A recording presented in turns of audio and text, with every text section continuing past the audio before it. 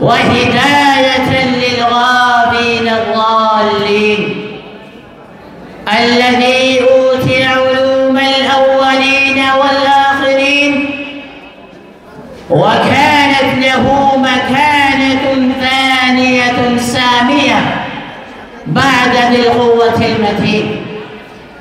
فنظرا إلى مكانته الرفيعة يحسن بنا أن نقدم إلى جنابه ما يليق برفعة مكانه وسمو الشان من أزكى التحيات وأطيب السلام. لذلك أنادي الأخ محمد جنيد الدهلوي الطالب بالقسم الفارسي في الجامعة أن يتقدم وينشد في مديح النبي صلى الله عليه وسلم.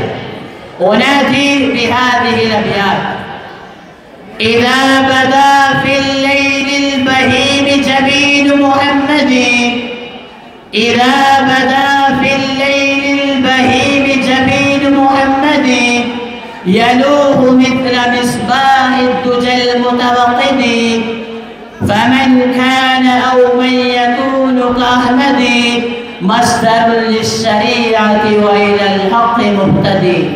الأخ محمد جنيد الدهلوي.